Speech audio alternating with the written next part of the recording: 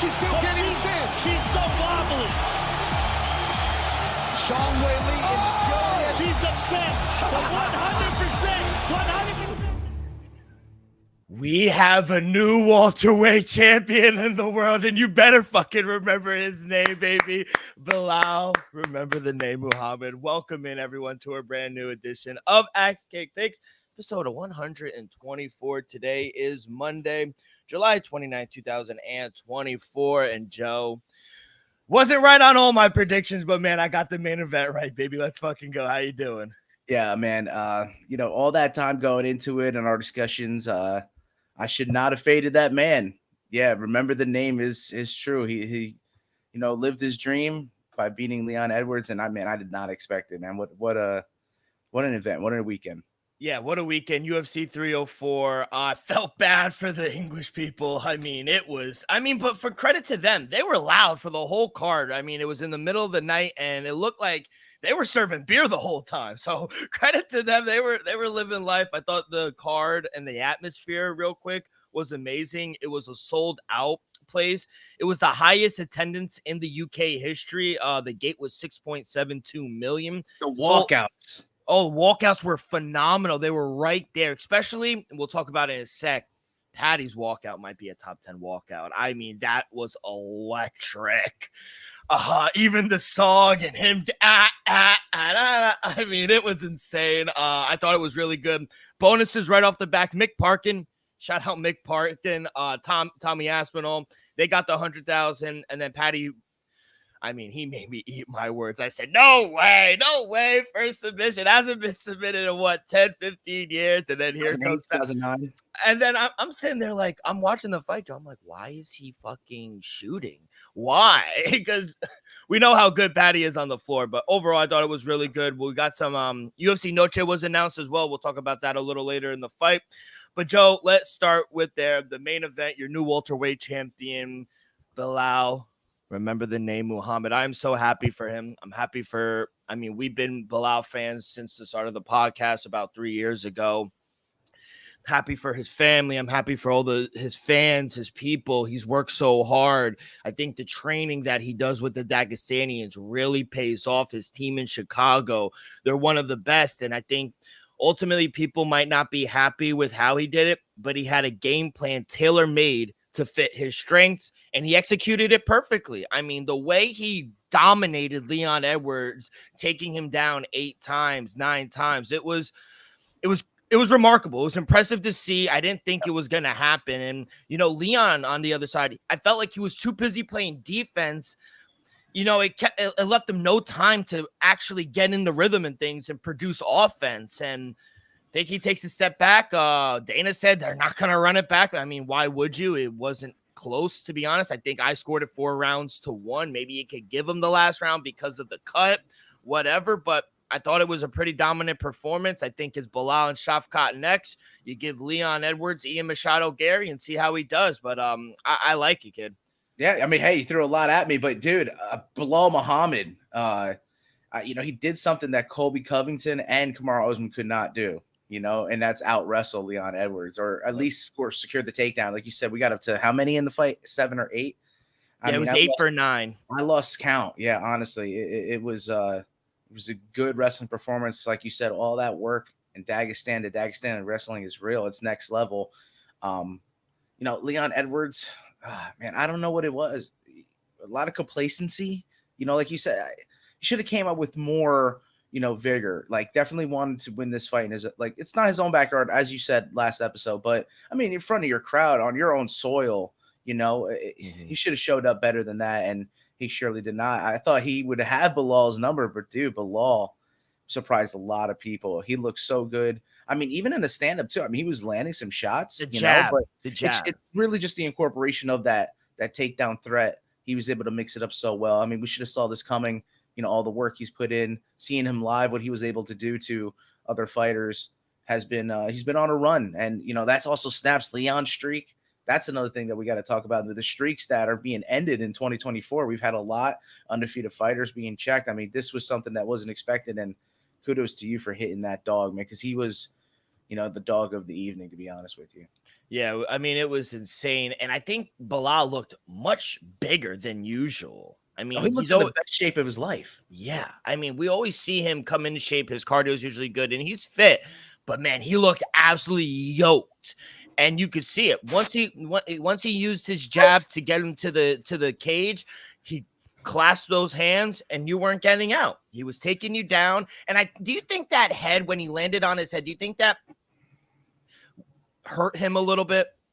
Yeah, but it was more like Leon. I know, like it flopped. Like he flopped with that like swan dive that landed on the head. But man, it was just like it was really perfect takedown technique. Like take that technique all around technique that Bilal Muhammad had seemed to he's progressively gotten better. And since getting that training camp down with the Dagestani wrestling, I mean, he's really put the the icing on top. So we said great performance, and I don't like the fact I like Leon Edwards. We do bust his balls here on the pod, but I do think he's a really good fighter. I don't like how he came out after the fight and said, the time I felt sluggish.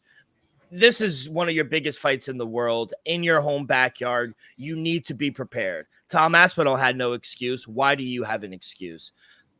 Granted, Tom Aspinall won out there and starched him, but he didn't look tired. It looked like Leon Edwards was gassed after the second or third round. And he had that emotional pep talk from his coach. That didn't work. He just, I don't know. It looked like he was tired out there. And Bilal looked like he could go another 5 rounds. Yeah, absolutely. Yeah, he wasn't like phased at all. And he might have been training those type of rounds, like going to 10 rounds with like plus time. And man, also going to the judges, looking at the judges, do you think like any of them got him right? Because I feel like there was maybe one judge that got it correct, because maybe the third round is the round that Leon won, but other than that, I didn't really see him winning a round. But you had one judge score the first round, and then you had another judge score the 5th round, where the 5th round, I get it late, that last little bit, but it wasn't enough at all. Yeah, so I agree. I thought it was very clear. 1, 2, 4, and 5 were Bilal's, and I could get it. He won the third. Leon won the third. I thought there was a slight, and you saw it on the broadcast, a little biased, but Michael Bisping thought there was a chance he won the first round as well, and he was right. A judge did give it to him. I didn't think he did enough to win it. And I could see it, but he only was effective for the last 30, 40 seconds of that fight in the 5th round. I mean, majority of the fight, Bilal was dominating. He had control time.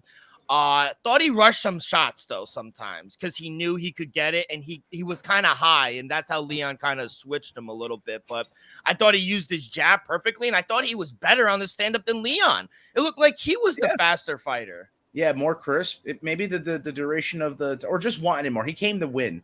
He didn't come to not lose. That's what I saw. It's like Leon really came there to not lose his streak, not lose his belt, not lose in his own backyard. But Bilal, he came to win. And, man, he proved a lot of us wrong. I know there's a lot of people that were on his side, and you yourself got it right. But, man, he proved a lot of people wrong. Yeah, there were so many people, and a lot of people throughout this whole fight week saying, he's crazy. He's talking about he's going to be the next GSP. He's second right behind him, everything.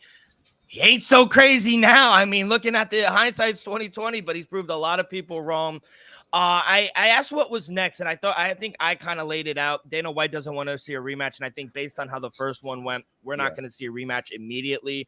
I think Shavkat is obviously the next person, and then Leon taking a step back. He just fought He Colby doesn't Covington. get the shot, but he should definitely hold his own. He might have to have the tough matchup. Maybe 3-name Jack. Maybe we get the Ian Gary matchup sooner than we expected. Yeah, Ian Gary versus Leon, I think, is Edwards. I think that's the matchup that we get. But as for the title shot, man, I got a curveball for you. I know it rightfully should be Shavkat, and like you said, 3-name Jack, but they very well may have to match up because Bilal Muhammad defends his belt against Islam Makhachev October 26th in Abu Dhabi. Well, I'm glad you brought that up because he did come out today or yesterday, actually. He told a Russian outlet definitely not going to pronounce his name right, so I'm just going to leave it. It was a Russian media sir. guy that he had a partial ligament tear from his right hand in the bout UFC 302 against Dustin Poirier. He said the hand is still bothering him. It's going to require surgery. If it does, it's going to keep him out to the end of the year. He does say that he has not once thought about not fighting again this year, so we'll see how it goes. And we all scheduled him to slate or headline the Abu Dhabi card in October. Do they put Bilal there now? He has a fan base. I never really thought that. I think that's a good curveball, but I think they're such good friends they would never want to fight. I think he wanted to go up to just beat Leon. Yeah, no, that's absolutely fair. I just, I had yeah, to of course. No, I get it. The devil's advocate. I had to go in there and mix it up a little bit. But yes, I think above all else, I do think Shavkat deserves to get the next title shot, especially how things have mixed up. I think three-name Jack, he's right there. But there's Ian Gary, and they can throw that matchup against one another. They can save Leon. I don't know I really don't know where you could probably match up. I do think that the Ian Gary and Leon Edwards, there's a whole bad blood behind there in the back. I do feel like Colby Covington needs to be left out of it. There's only three people, I think. It's only Ian Machero, Gary, Jack Dedalata Medellena, and Shavkat.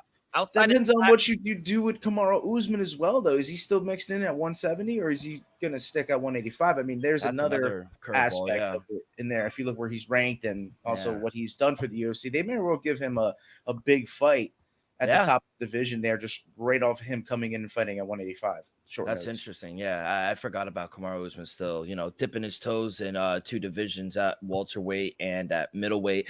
Do you like that main event though? Because it doesn't look like if he does get surgery, it doesn't look like he'll be headlining or fighting anytime this year. So that's a quick turnaround. It is, but I think they really want it. They'll see if they can get it. But you're right. It's looking like the odds are stacked against them right now. So they're playing with the cards that are being dealt to them. And like you said, Bilal does have a good fan base there. He can definitely stay healthy and turn around and make that fight night, that pay-per-view, that main event, that card. So I say it's on the table for Bilal to have it, but they could also go elsewhere with it. Yeah, and Shavkat has a fan base over there as well. My worry, I think it's just a quick turnaround. It kind of reminds me of the Sean O'Malley winning in 288 and then the quick turnaround in Boston. And they don't really like you to begin with. I mean, look at Dana White's reaction when he won the belt. He was just like, this fucking guy won. They're not going to do him any favors, and that's why I thought the Islam aspect of it. But yeah, you're going to have to go in there and fight Killer and Shavkat. It's probably going to be him. Yeah, they're going to give you the number one guy, and they're also going to give you a quick turnaround date. So I think Bilal needs to be wary of that, and he's welcoming all of it. He'll be back in there training, and they'll both be ready. Absolutely. I think if you said it for that Abu Dhabi card, October 26th, hey, tickets, please. Tickets, exactly.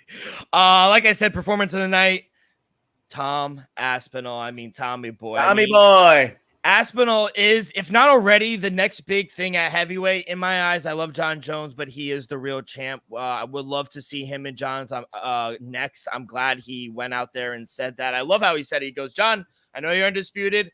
I just think I'm better than you. So I know John's probably not going to risk it with his legacy because I don't think that's a really good fight. But I mean, real quick, and I'll get your thoughts. In his 9 UFC fight run, Tom Aspinall always fought a total of 1,101 seconds. That's an average fight time of 2 minutes and 2 seconds, the shortest of any UFC fighter ever. Yeah, it's crazy. It's unheard of. I mean, and the first time he fought against Curtis Blades with the injury, that also shortened the time too, because that happened, unfortunately, really quick. So, yeah, dude, he gets the job done. He is definitely one of the fastest, if not the fastest fighter we've ever seen at the heavyweight division. I mean, he's an absolute star for UK mixed martial arts, English, you name it. I mean, as a world star, not just, I think, the same goes for Michael Bisping, who he admires and who all, European fighters in general admire, especially the English ones. He shouldn't just be regarded as, in that region. It should be worldwide because Tom Aspinall, I think, I don't know, he states his case by saying, let's go ahead and have a 4-man tournament to really just go out there and prove it. I like that. I like the fact that we should have these guys prove it. Yeah. If he goes out there, we had the discussion on the table, if Poland should be granted something, maybe the UFC should think about going back to back into the old days and bringing out these brackets, these tournaments where, they not going to have a commission that's going to agree to them fighting 2 fights in one night. I think they misinterpret what Tommy said. He was saying have both of those separate fights, the 2 fights there in one night. Have the fighters who win face off to have their fight at a later date. That's just 1 fight apiece in the same night. That's not, it's like the old days. We're not going to get a commission that's going to agree to let these fighters get 4 fights in one night. That's not going to happen again. No. I mean, it was very interesting when he made it. I was like, imagine that fucking fight All week. makes sense. Yes, it does. It makes too much sense. That's the problem, That's Joe. maybe the issue. Yeah, because worst case with Poatan, you can go and do anything with him after the fact if he does actually wind up in the short end of that, or the opposite, you just go and push it, and the same goes on the other end. I'm sure like Stipe. Actually, I think Stipe may be more game for it than the John Jones. I hate to 100% the bus, but I just feel like he has more to gain and less to lose, and that's the opposite for John Jones. Yeah, I don't think it was. I don't think it will happen, but I would love it if they put those two on the main co-main, and then you put John Jones and Stipe, the headline UFC 308. I think at MSG. I mean, that would be the whole week would be amazing. So. It sounds good. It's a good pipe dream, I'll say. But yeah, we'll see if they can agree to that. But I do think Poatan will fight again this year. Yeah. They're gonna need him. And I think you also have to calculate all these guys are older. They're in late 30s. They're trying to get it in now. Yeah, they have to. Even Tom Aspinall, he's not here for a long time. Yeah. Curtis Blades now, though. I thought before. I was just gonna say Curtis Blades. Before he attempted to take down and kind of got starched, and he got starched with just a jab. That left jab sat him. The overhand didn't really even land. No. And I thought Curtis had a few good moments. He tagged Tom a few times, but outside of that, I didn't really think he fought all that bad. It's just when he got blitzed, it was over. The curious case of Curtis Blades, bro. What does someone need to do to stop this man? Because we go into every fight with Tom Aspinall saying, if they wrestle, if they do this, they do that, maybe they could have success. And he seems to outdo everyone in every aspect of mixed martial arts. So, what do you see? Or I guess for Curtis Blades, what do you think he did wrong, or what do you think he could have done different in that fight? Oof, I mean, that's made it tough. Ugly. I mean, maybe incorporate the clinch a little more, but maybe Tom Aspinall's better there too. Maybe the injury that happened first was just a freak thing, man. It doesn't seem that anyone's been able to stop Tom Aspinall, but if you look at his record, he does have the 3 losses. I think they did happen. It's not similar to the injury thing, but they were quick. You have to kind of catch Tom early. I think they were quick submission grapples or a quick flash knockdown, sort of how Aspinall accomplished it against Blades. He flash knocked him down with the jab and then finished him up with the ground and pound. So yeah, maybe, just be more antithesis on pushing the pace and bringing the fight to Tom, and I suppose maybe the way to go about it. Be the hammer, not the nail. Yeah. Amazing performance though from Tom Aspinall. He's a star. He's a star. That's my point. It's not just regionally; it's global. He's a worldwide star. People love him. People love him. So hopefully we do get that fight between him and John Jones. Of another star, my boy. Patty the Baddie. He made a statement. I mean, he's here. He has to get the winner of BSD and Money Morcano. I'm glad he called it out. Like I said, I thought the walkout was phenomenal. I thought the performance was really good. And I thought Bobby Green actually had some moments in the first round, but I don't know why the fuck you shoot. You were having success on the feet. I thought it was kind of 50-50 on the feet. In the game plan, he had it to be incentivized to shoot for the double if he got the leg kick, and he received the leg kick, and he was that was a check for it because it didn't land too flush and he would incorporate a takedown. But Patty is just 2 steps ahead of you through the arm in guillotine. And the transition was flawless, I thought. And I'll say this, he made me a believer, and he's much better on the ground than I think, not just me, than a lot of people anticipated. If he competes grappling, I bet you he would surprise a lot of people and beat some of the best jiu-jitsu players right now. And he said it. He said, I don't understand why guys continue to test my ground game. He goes, I just like to straight and strike, but if you want to go onto the floor, by all means, lad. Yeah. So it was great. This was a true home game for him. I mean, Liverpool's only 20, 30 minutes away from Manchester. So I mean, the walkout was phenomenal. Always a great message on the Palace. That jiu-jitsu base is a safe way to go, and that's why a lot of people, you look at people who invested in fighter stocks, and we have mentioned, the future Ian Gary and what his future holds, but people had put more stock in Paddy because of his base of the grappling. Ian's doesn't come from the grappling background specifically, so they do feel like if you have that grappling, it is a safer base to have, and I think people have invested, as you've seen, more in Paddy than Ian. I just thought to say that because we mentioned him, and it just seems the trajectory of both undefeated fighters. Are you excited to see a top 15 guy next? Well, granted, he was 15 King Green, but because this is definitely going to be, it's going to continue to get harder for Paddy. I mean, BSD is no joke. He was about a fight or two away before getting derailed by Dustin Poirier. Manny Moicano's on a big win streak as well. This is a big step up. We know Manny Moicano's kind of called him out a few times. Are you nervous that it's getting up there in competition for Paddy, or do you think he's ready? Oh man, I actually do think he's ready. I think we may have underestimated him in a way. He was kind of held back a little bit and kind of given some layups, and that's kind of made us root against him, because it's the win against Tony wasn't that significant. Jared Gordon victory wasn't earned. There's things like that. But after that finish, look what he's done to those guys.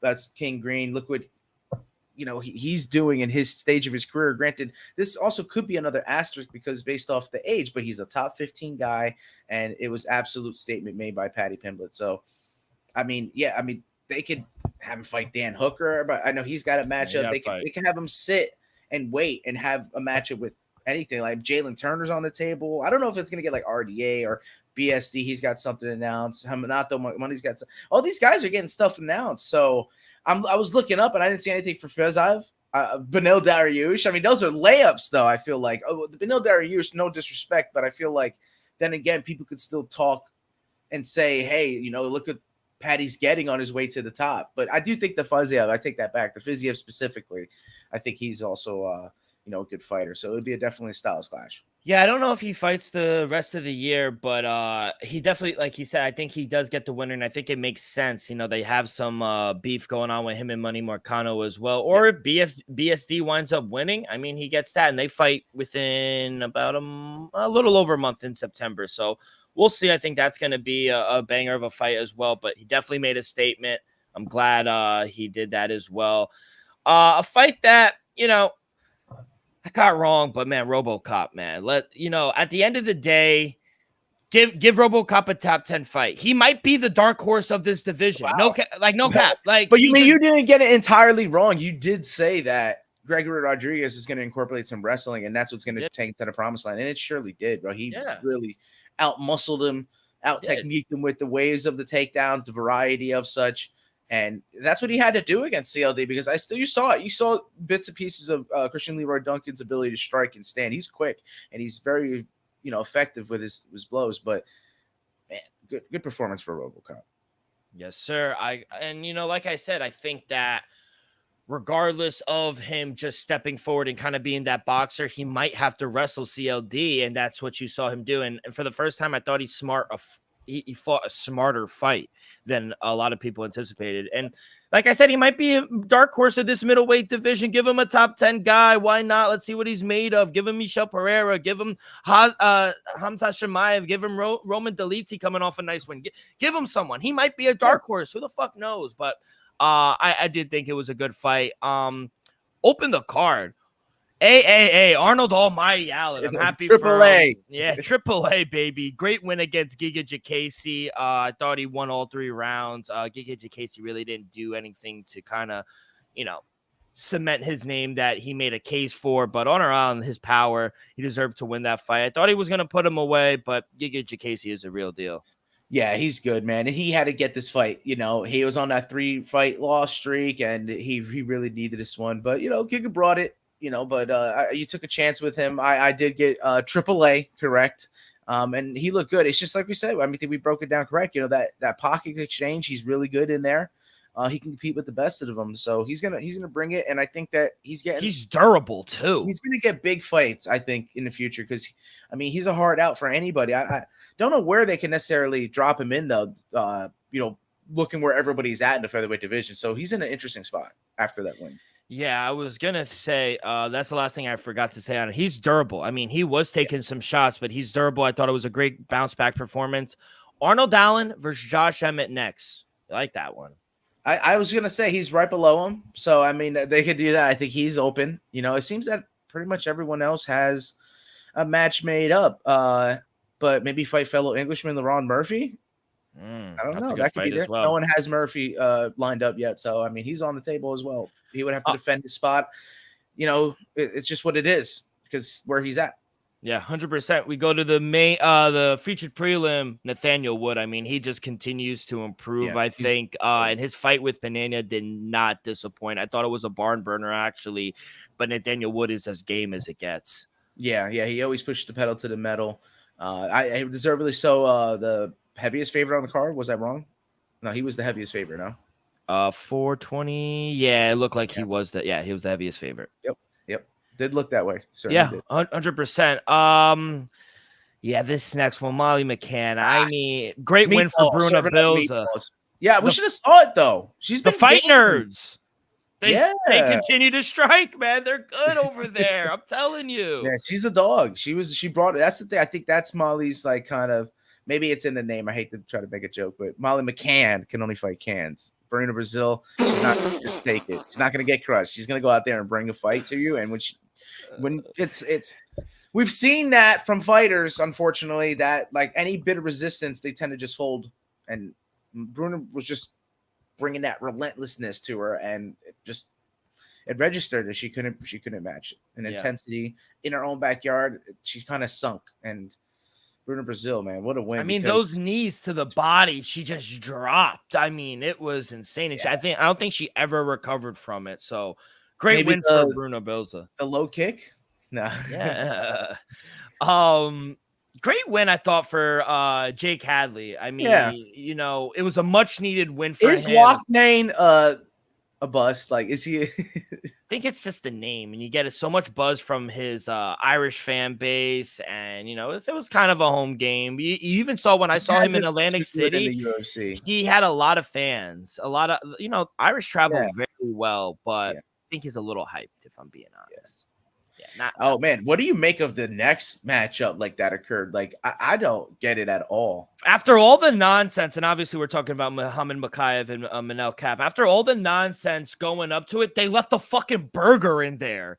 It was awful. I mean, Mokaev, he has a high ceiling. It's kind of wild that Dana White's letting him walk. We'll talk about that in a sec, but after all of that, I mean, just for you to put out a burger like that, I thought Manel Kape actually had some chances, and I didn't think it was unanimous. I thought it was a split. I did think Muhammad Mokaev won the fight, but after all that nonsense and fake tough guy shit, for you to actually be locked in the cage and have your opportunity and not do anything, I think that's kind of weak. In my opinion. That fight was whack. I hate to say it, and it was because I had high expectations for the fight for both fighters. Manel Kape's stock, I remember, I think like a year ago at this point was very high. Right, the whole argument with Izzy Adesanya and everything, it's plummeted big time. So, Mokaev being that I have a future on him, I thought that we're going to get his matchup against Pantoja, who you have a ticket for. We'd have that head-to-head matchup. Doesn't look like it's happened because as reports are confirming, the UFC is parting ways and not fulfilling a new contract with Muhammad Mokaev. So he's going elsewhere. And Pantoja's live ticket, as long as he can defend it, I guess whoever they match him up against will be live for you, my boy. So right on to you. I mean, White did come out and they're not wrong, kid. I mean, it's kind of crazy that they're letting an undefeated number 6 guy go. He won't be in the rankings. Dana White, Hunter Campbell, they all told matchmakers and rankers, do not put him. He will not be here anymore.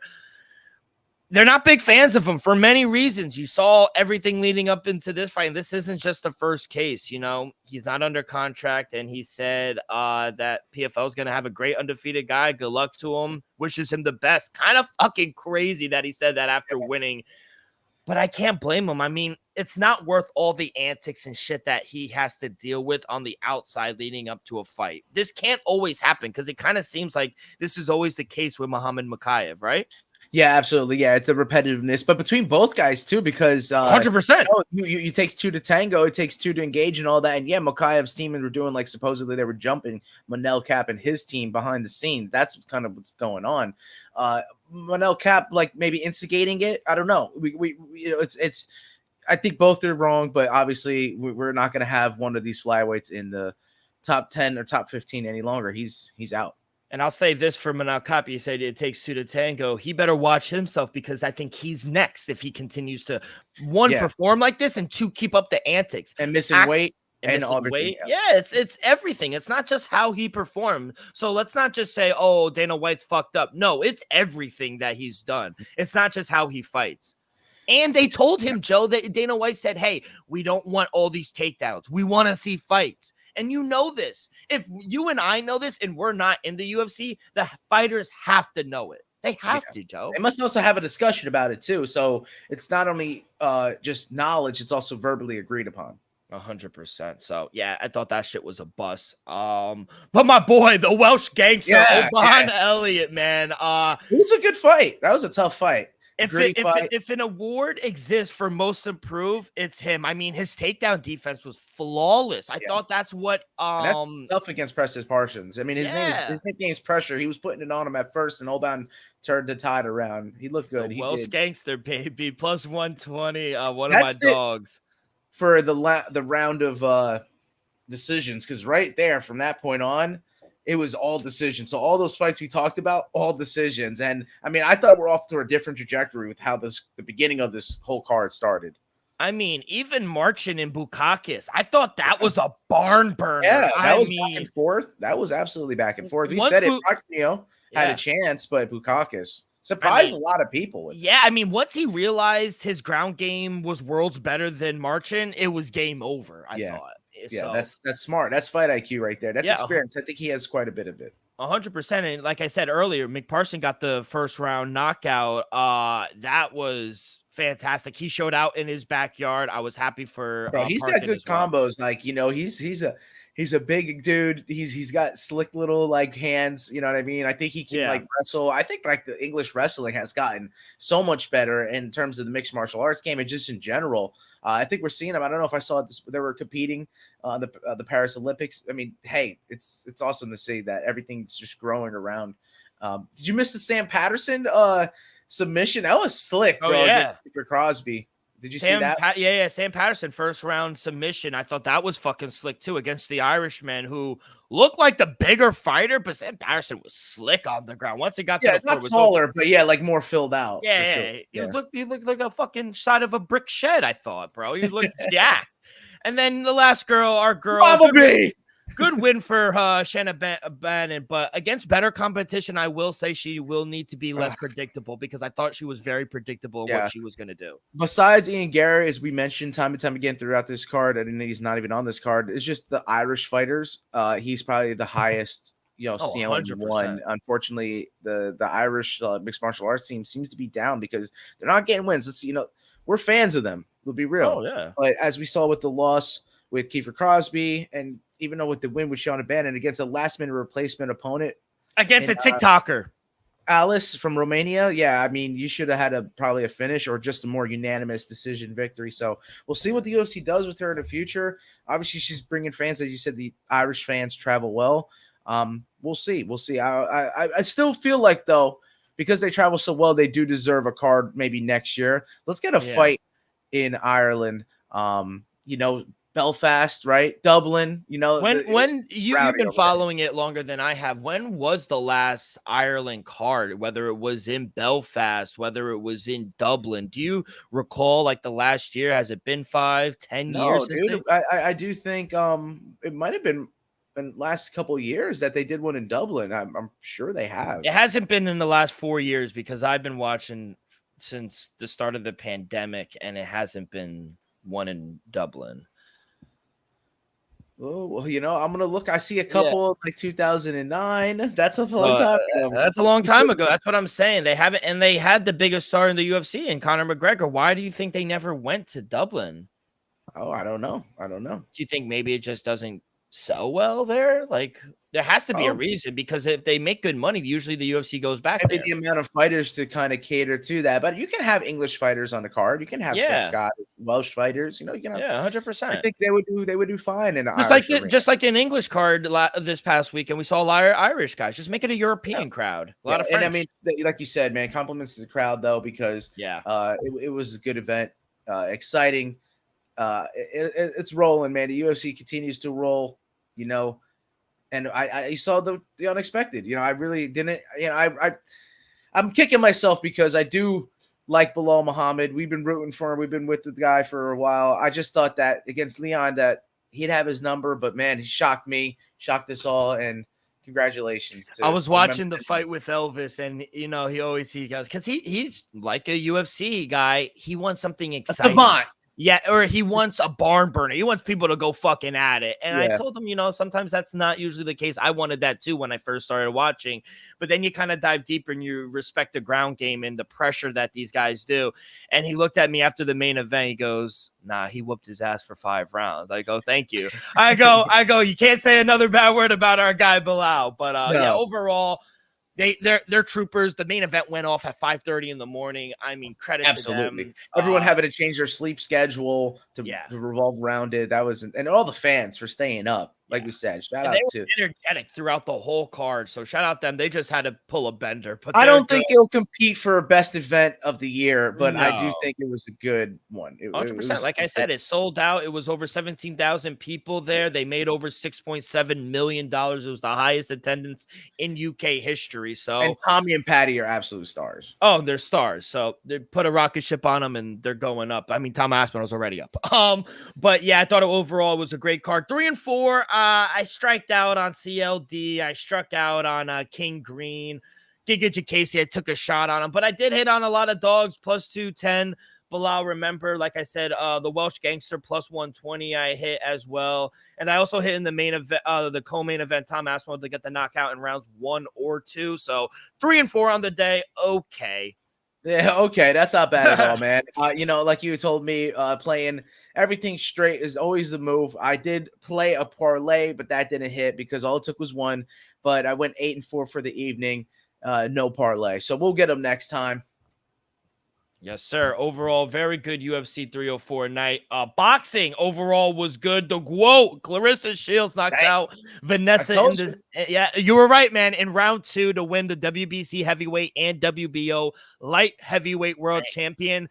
Fight for the fight was for the both belts as Shields beats the heavyweight champ, but at 175 pounds at the light heavyweight limit, Clarissa Shields, the GWOAT, is now a 5-weight champion, world champion. Yeah. Excuse me, the best of all time. The best of all times. Can we finally the greatest agree woman that of all she's time. the GWOAT? Yeah, man, that was an accomplishment. I said that she was going to try to hunt that knockout to, claim that. I didn't know all that. That's awesome to know. Thank you. But, as she was struggling to find a KO finish in the mixed martial arts, I think she's going to try to take this right over, transition this knockout win in boxing, getting all those belts, securing her legacy, and take it right into mixed martial arts. I would watch out for the PFL because she is a signed fighter for them, that she'll get a big fight and a big knockout win. So shout out to her because she looked great. I'm glad because she got it in her hometown. And thank you, because it got me a plus 210 underdog. So 4 and 4 on the weekend. Hey, we hit scratch, but we were in the positive because we had a couple of dogs. So thank you to that. I did tail the knockout. But your boy, Joe Joyce, loses unanimous decision. It was a crazy fight, I thought, between two veterans. I didn't expect it to look that bad out there. And so Derek Chisora, just went out there and did his job, dude. He brought his freaking lunch. I would love to see him walk away, though. If I'm being honest. I mean, sail off into the sunset. He's good. Derek Chisora, he has reiterated throughout the week and after the fight that he will not be retired from boxing. He still intends to fight. He has 2 more fights on his contract, so he could reach a total of 50 total fights in boxing before he leaves. But yeah, it was a lackluster, a milestone. Yeah, let him do it if he wants to. Why not? How did you do 10 seconds? Did we make it a month? We did not make it a month, man. I feel like the fix was in though, bro. Looking back at it, bro, it really felt like Ren did not get the knock, like didn't land flush on Asakura, but damn, bro, like we got a loss, so we didn't make it a month. Well, we'll restart it again for the next month, and we'll hope to keep the gravy train rolling in 10 seconds left. But it was a tough watch, man. Yeah, well, hopefully we'll start it up again. I might have something here on 10 second stuff a little later. I might start my own. Yeah, let's do it. Yeah, let's do it. Go. We can go head to head, but head to head, we'll keep tally of it. Just like how we go head to head in the main event, baby. Let's fucking go. Before we get to our news that we got, well, a quick word from our sponsor. We are brought to you by Viva Tequila, a seltzer, the most refreshing hard seltzer on the market. And if you didn't know, now you know. New flavor on the market, coconut flavor. Why don't you go check them out on their website, vivatequilaseltzer.com. Go check that out. They have a tracker as well, which is really helpful. Wherever you're in the area, type in your zip code. They'll let you know what flavors they have in the area and how many miles in the radius. So very useful thing on the website they have, but light, 4.5 ABV, 88 calories, 0 carbs, 0 sugar. It's the perfect drink to go in your post-game celebration after Bilal wins and shocks the world. It was amazing to have one. We flavor our tequila salsa because flavor is the spice of life, and we like our drinks with just a kick, just like how we like our lives. Whether it's Huckleberry playing around a golf with the boys or a coconut watching UFC Abu Dhabi, it doesn't matter. Our favorites pair perfectly with that artisanal Blanco tequila for that subtle and refreshing drink. Our belief here at Axe Kick Picks and at Viva is to live long, live well, and live it up. And Joe, this usually always happens to us. As soon as we're done recording, boom, another headline breaks. We were recording on Friday. We're waiting for Dana's announcement. Yeah, the big announcement. UFC Noche was announced. It is headlined by Sugar Sean O'Malley taking on Merab Dvalishvili. Got the co-main event. They're going to run the trilogy. Alexa Grasso taking on the Bullet, Valentina Shevchenko. They must be watching the show is all I got to say. Yeah. The third fight, I'm glad they're running this back. He's healthy now. Brian Ortega, he was sick because of the cut weight and everything, but him and Diego Lopez, they're going to run it back. It's the featured fight in the main card. Lightweight, it's at 145. At 145, I love that as well. Diego Lopez, quick turnaround, but he's ready. I mean, he just had a war with Dan Ige. He's ready for the quick turnaround. I think this is going to be fight of the night. Esteban Ribovic taking on Daniel Zellhuber. I mean, this is a barn burner, kid. I love that fight. And then the opener, Osborne taking on Ronaldo Rodriguez. Don't know too much about those fighters. Lazy boy, he's been in the UFC. He's just like on hidden, like he's hidden on some of the cards, the local cards. I think he was on a Mexico City card that it was like in the early prelims, and we missed him. He got a finish, but he's slick, bro. So yeah, him getting on that main card was something else. I think the crowd would surely be rowdy for him. You even have Irina Aldana taking on Norma Dumont. That's a good fight. Raul Rojas Jr. He's opening up the card. We need a soundbite of that. But that was great. I'm glad he got the UFC Noche. He's opening the card, so you got to be tuned into Noche right away. Favorite fight outside of the co-main and main event? Oh man, I like Zellhuber, but I'm pretty sure didn't they get Manuel Torres on the card too? Yeah, Manuel Torres taking on that's. Wow. Yeah, Manuel Torres is my prospect to watch out. So I would say the Manuel Torres fight because, man, he kill or be killed for that guy. Super explosive, and he gets those finishes. He finds he came off the crazy knockout against Thiago Mota, and then he just caught that slick submission in the first round against Chris Duncan. The dude is on a roll. He's fighting Bahamondes. Do you know who that is? Oh, he's fighting Ignacio Bahamondes. Yeah. Oh my God! That's the featured. That's the featured fight in the prelim. I'll be honest with you. You said fight of the night. That could be absolute fight of the night as well, competing with the Daniel Zellhuber. You got an Edgar Chavez, Edgar Chavez taking on Kevin Borjas. Yeah, that's a good fight as well. There's some good fights opening up Real season, baby. Let's fucking go. So His Excellency will be right there. It makes no sense, but I love it. I love it too. Other than that, though, I thought the card was good. Are you surprised they're not going Max Holloway, Ilia Topuria, or they're going to put him to Salt Lake City or another card? Yeah, for the Sphere, I think I was too soon. It was a little too soon. Yeah. I think this makes sense. I don't know. All they could do with Sean O'Malley and like, really pushing him to be a star. I think this is a way you do it. And I mean, the styles match up perfectly. It could go really either way. We've been talking about it for years. We really felt like Merab was like the uncrowned champ at the time, and now he has a shot at the belt. And I mean, Sean's looking better than ever, and he seems to be an absolute force to be reckoned with there as the champ. And I think it's going to be a spectacle. I understand why the UFC's put so much money and time into it now. Oh, 100%. And I could also see why they put him in a headline. You got his ties, Sean O'Malley, to the Mexican crowd, and Merab Dvalishvili. He's a huge star with the Mexican folks as well. So I love it. And then I think the co-main's going to be, we thought it was one of the best flyweight fights in the world in UFC history the second time. But I just like the Brandon Moreno and Davison Figueiredo fights. We had 4 of them. I think we can get 4 if Valentino wins this fight. I really do. I mean, it would be 1-1-1. It'd be split down the middle every which way. And so I think you need one more fight to kind of determine it. What if it's a draw? Do you need another one? I think then you definitely need a one. But I think that's actually really smart and a good call, because I think outside of Valentina and Alexa, 2, 3, 4, 5, and I would say 8 is my dark horse in Natalia Silva. I think it all needs to play out. Let Manel Fior fight again, because she's been on the sideline. Let Aaron Blanchfield get back in. With everyone pulling out and missing weight and all these issues, let the division sort itself out. Yeah. And then Macy Barber needs another one. Rose needs another one. Yes. Let this division play out. You finish your trilogy. If Valentina wins it goes to a quadrilogy. You then have let it to. be. Yeah. You have to. And I think. And then what is it? A pentilogy? A pentilogy. Then I think we're getting too much, because even with the Brandon Moreno fight, we were like, 4 is like very fatigued with 4 fights of the same. Oh. So, but that I think you would, if it came down to Valentina winning, I think you would have a deciding factor if they were to fight 4th and final time. If it wound up being a draw, you would just say, you know what, that's the champ. Maybe one retires, maybe one moves up. That's a good call. A fight that was supposed to be on UFC Noche was Michel Pereira taking on Anthony fucking Hernandez. It will not be it. He's going to actually headline an Apex card, UFC October 19th. It's going to be pushed back about a month. 97, 98? Yeah, it's like 97, 98, something along that. We're almost at that point where we're done with the Apex card. So let's get to 100 and call it quits. Love the main event, though. Fucking Hernandez, he's going to fuck up Michel Pereira, I think.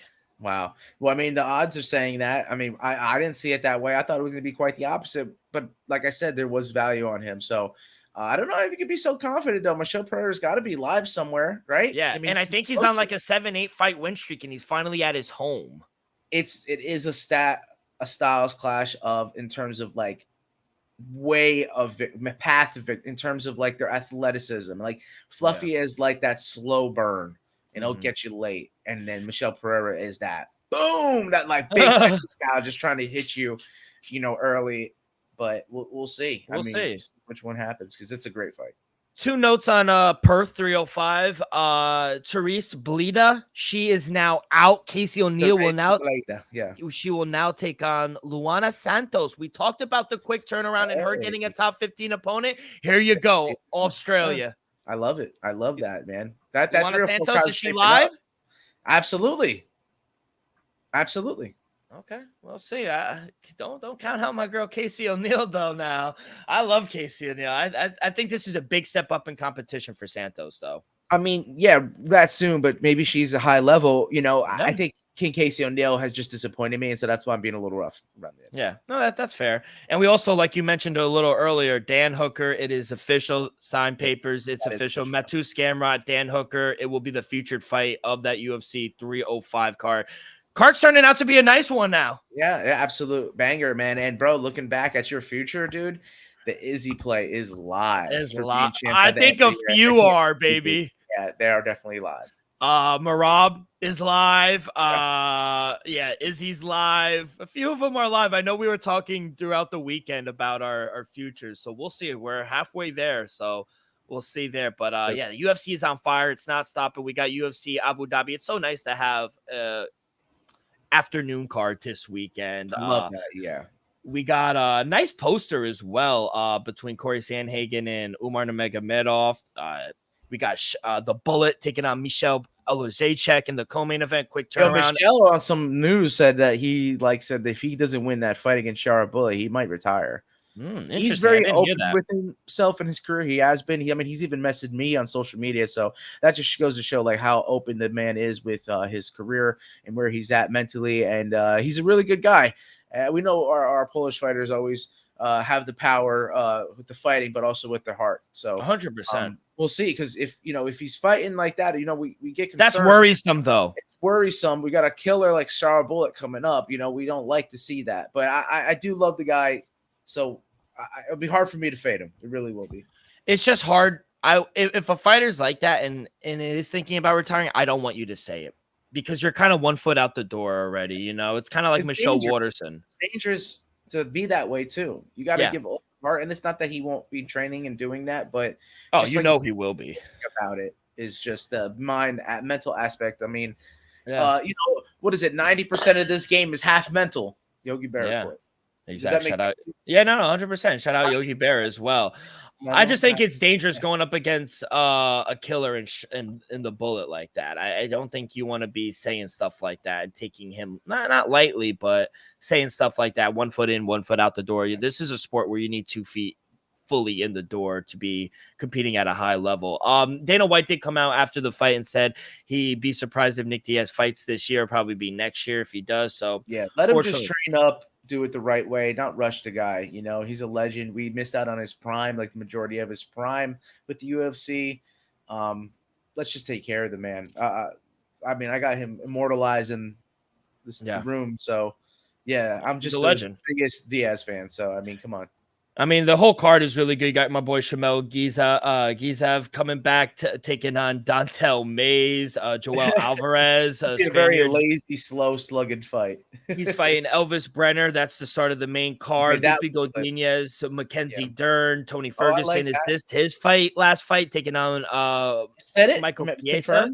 No, I'm just saying, is it? We don't know. That's another storyline heading into it. You got Cheeto Vera returning after I like that fight, man. Figgy and Cheeto is great.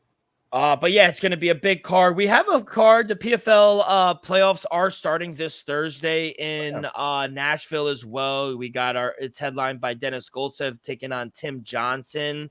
But outside of that, we got our girl Dakota Ditcheva taking on Jenna Bishop. That's going to be a good fight. Liz Carmouche taking on Talia Santos as well. There are some odds here. Do you like anyone? Dennis Goltsev, big favorite in the main event, minus 425. Okay. So, Dakota Ditcheva's a lock. You know what I'm saying? Biggest favorite on the card. Minus Jenna Bishop, though, could surprise a lot of people with her grappling. I think Ditcheva needs to stay away from that. Yeah, she needs to stay away from the grappling, I would say, in that aspect. Jenna Bishop is a world-renowned jiu-jitsu player, 100%. But the hands are registered. Lethal weapons. You know what I'm saying? Like the 100%. The best I've ever seen. So, man, I should have like a 10 seconds left for you. You know what I mean? Like I should have came up with those some if we have it on Thursday. Anything off the top that you like here, because I'm trying to get the odds real quick for you, because one of my books, I don't know why, it's just not letting me do it. But while I'm talking, I'm going to try to get you some odds. But I do like this one play in the PFL on Thursday. Let me see if this book has it. Give us 10 seconds left. You take 10 seconds left with a little play for the PFL playoffs. Yeah, it's going to be I'll tweet out the odds because I can't get it right now. Maybe if you could, but I'm going to take Dennis Goltsev and our girl Dakota on the money line. It's a 2-leg parlay, but I don't have odds for you right here and right now. Maybe I'll tweet it out. I might go on and take a dog. How's this for you? Yeah. I got a dog spot for you. Liz Carmouche over Talia Santos. Our girl Talia Santos. Why are you going against my girl, bro? I just think that, Liz Carmouche is a champ. She hasn't lost as of late. She's looked really good. Talia Santos still trying to find her footing in the PFL. And right now, Liz Carmouche is a dog at plus 200. So if some value there. Live, I don't think Jenna Bishop is, nor do I think Big Tim Johnson is. I like him, but I think Goldsev's going to be too quick in there in the heavyweight division. We've seen what speed can do. Speed fucking kills in that. So let me get that odds for you. Said minus 450 and minus 700. Is that what we got? Yeah. Minus 252. I mean, it's better than playing. You want to add one more? I don't know if you Yeah, wanna add I'll add one more. Oleg Popov has looked good. You know Your boy what? Circle You know what? Stay You mentioned it. Let's go head to head. Give me Talia Santos minus 260. What does that give me? Okay. So you said minus 260, minus 450, and minus 700. Minus 425 and then minus 700. Minus 425. Yep. All right. Minus 425, minus 260, and minus 700 could give you odds of minus 105. Well, 3-leg parlay. Give me it, baby. And I'll just fade you on the Liz Carmouche, and that's 10 seconds left. Let's on the fucking fly. go. On the fly. I love it, kid. Yeah. Live on the show. Big card next week, this Friday. Yeah. We got UFC Abu Dhabi. We got the big boxing fight in Los Angeles. Bud Crawford. Getting a little hot with my boy Eddie Hearn. I don't like that, but we'll see. No boxing news, by the way, this weekend. Not much going on. Yeah, I didn't forget about it. We do have my boy Usyk in Paris supporting his fighters, but outside of that, big fight this weekend in Los Angeles. Rehouse season. His Excellency will be there, so we'll see. I think it's going to be a good fight. Terrence Crawford, I think, will win. He's a big favorite right now, minus 800. Jesus Christ. Yeah. We'll see if we'll have, of course, our episode this Friday. But going into next Friday, we'll see if we can get a live in-studio one back for you guys. We'll see if we can get that going. Let's fucking go, Joe. Any last words before we get up out of here, kid? Hey, man, just have a healthy, safe weekend, everyone. And like I said, we'll catch you on Friday for this weekend's events. Let's fucking go. That's going to do it for this Monday edition of X-Kick Picks. On behalf of our sponsor, Viva Tequila, Joey, myself, make sure you guys go follow along our social media, Twitter and Instagram at X-Kick Picks. You guys can find Joey on Twitter at 10 with the number 10 seconds left _. You guys can find me on Twitter as well. Rock with 2 Ks at the end, 24. We go live on YouTube as well. So hit that like button, subscribe, rate, give us a review. Leave in the comments who you like. Real season, UFC, Abu Dhabi, everything. Can't wait to hear from all you guys. All that good stuff really helps the show grow tremendously. So be a friend, tell a friend. Good luck this week. Playoffs, PFL this Thursday in Nashville, so go check that out. Bridgestone Arena, and we will see you guys on Friday. Peace.